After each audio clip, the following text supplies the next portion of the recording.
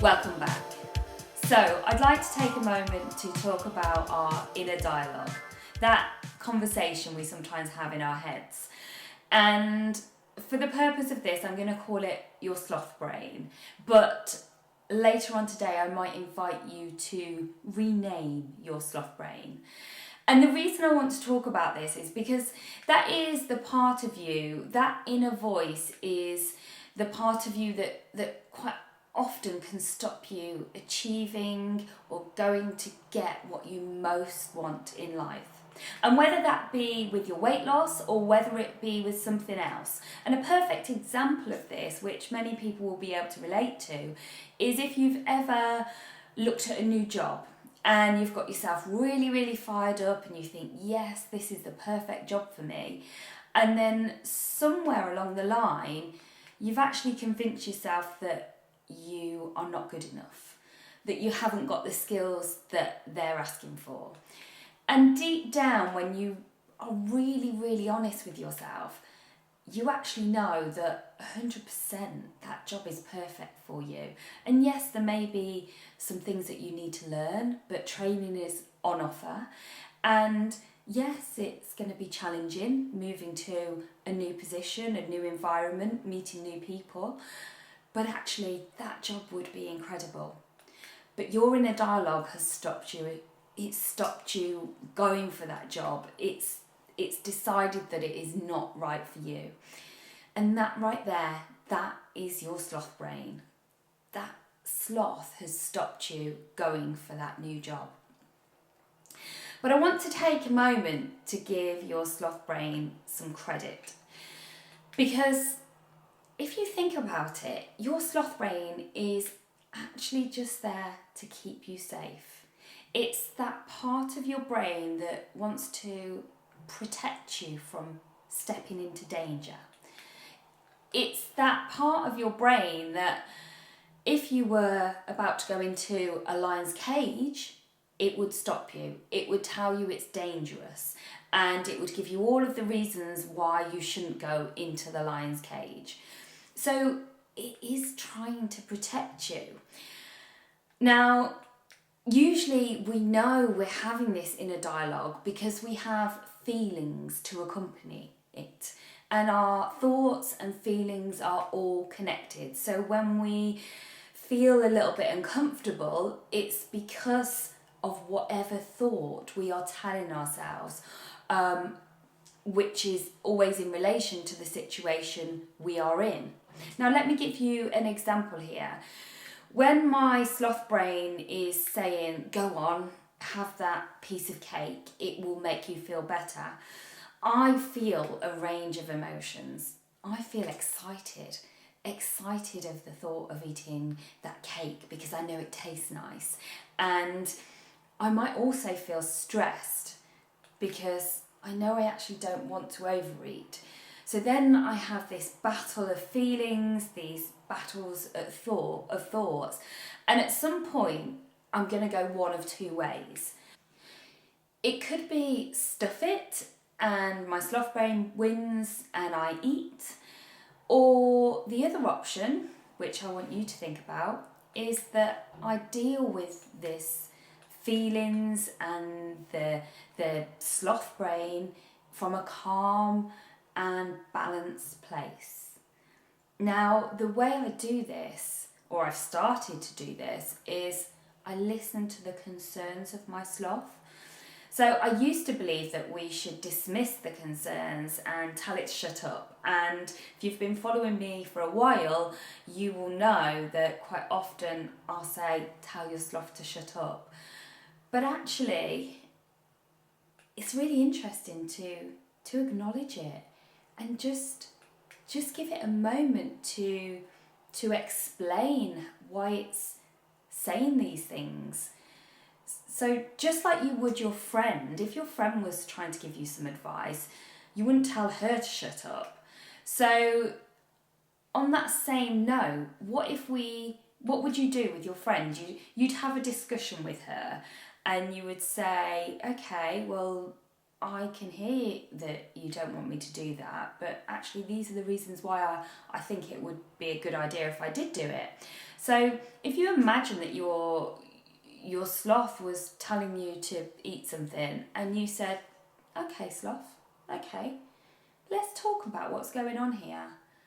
Why are you telling me that I should eat that piece of cake when you know I'm trying to lose weight? I wonder what the answer would be, the response from your sloth. It might say, because I know it's going to make you feel better. And then my answer might be, well, I know it would make me feel better instantly because I love the taste of cake, but I actually know that 10 minutes after I've eaten it, probably even a minute after I've eaten it, I'm going to feel really disappointed that I've eaten it because I know it's not exactly what my body needs right now. And then my sloth might say, oh, come on, you know that food is, it's like having your best friend over. You'll feel so good. And I might say, come on, sloth, we know that's not really, really true. I know it tastes nice and I know I'll enjoy it in the moment, but I also know I'll really wish that I hadn't eaten it. And I don't really want to be in that place. And by talking to my sloth, it helps just kind of talk out those thoughts, but also sometimes my sloth just needs to understand a little bit more because my sloth's reacting on old behaviours and it thinks it's what I need. So it's trying to protect me, it's trying to make me feel better. And my sloth, another thing that it often says is, oh, come on, you know you'll give in the end. And it used to say, you know you're not going to keep your weight off, so you might as well just have it. But what I started to say to my sloth is, actually that's not true, because I've got evidence to show that I can be really, really in control of my eating. And I'm also learning each day things about myself to help me with that. So then I might say, come on, sloth, what's really going on here? Why do you want to keep me overweight? Why, when you know that I am not truly happy overweight? And my sloth might have said in the past, well, you're safe here. You know who you are. At 17 stone, you know who you are. You know where you fit in.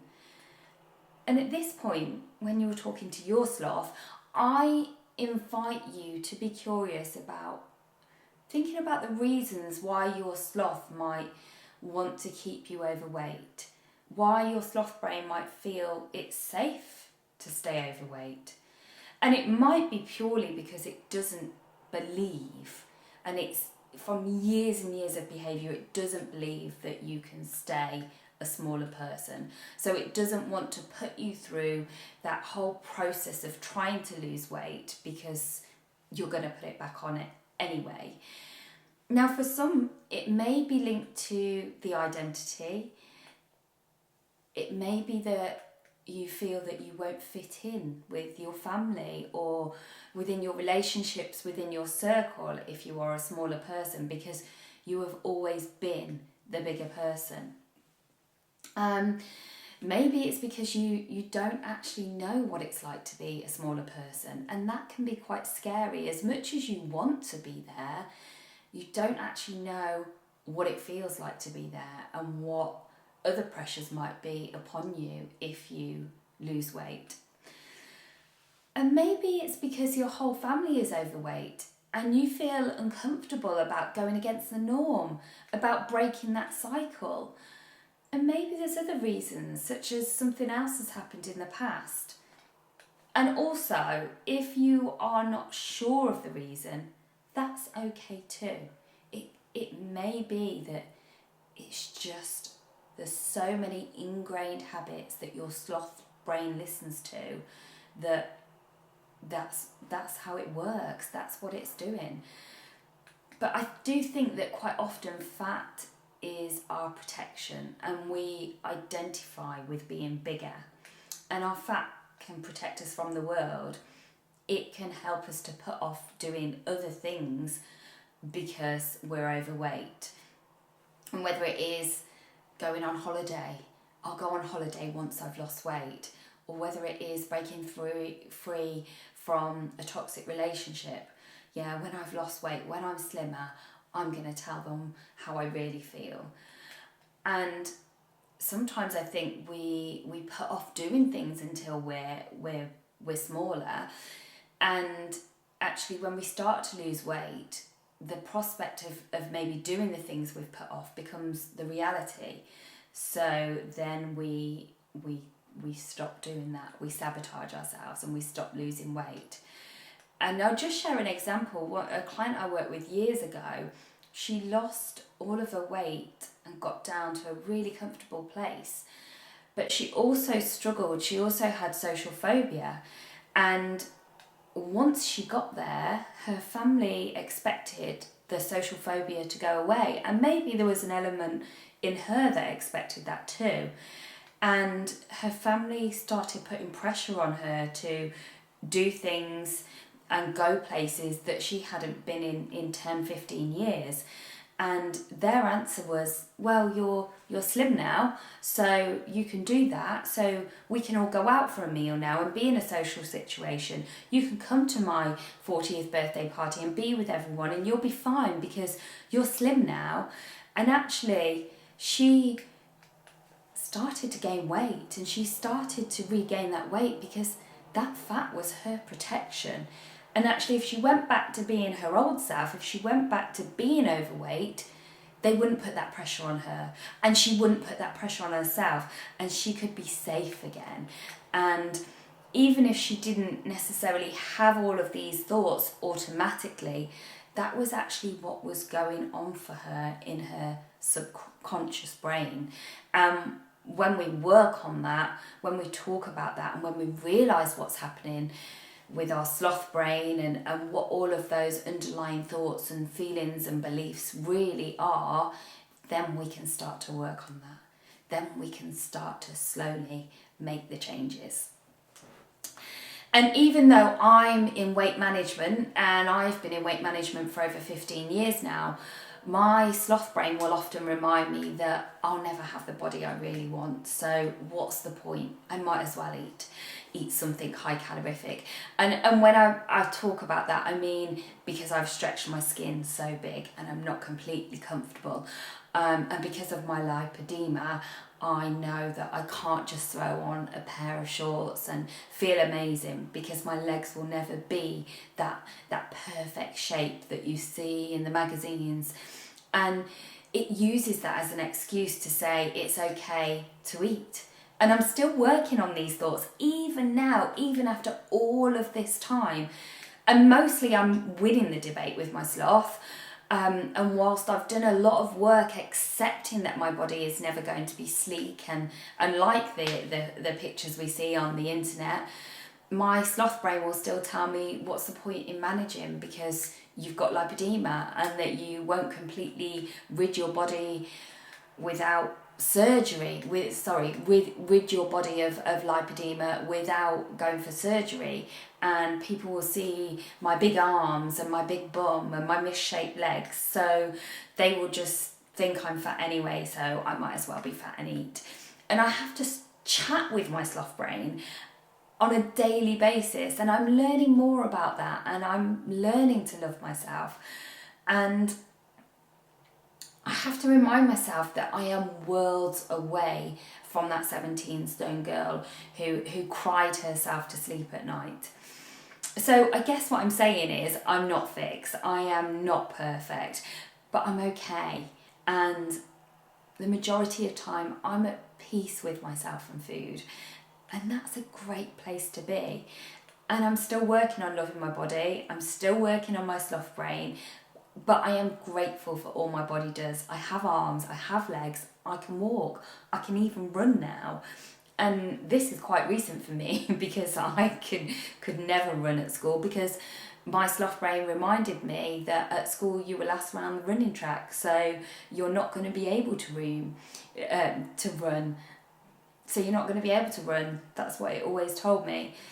So sorry, back to you. Listen to your sloth. She is there to protect you. And she or he is awesome.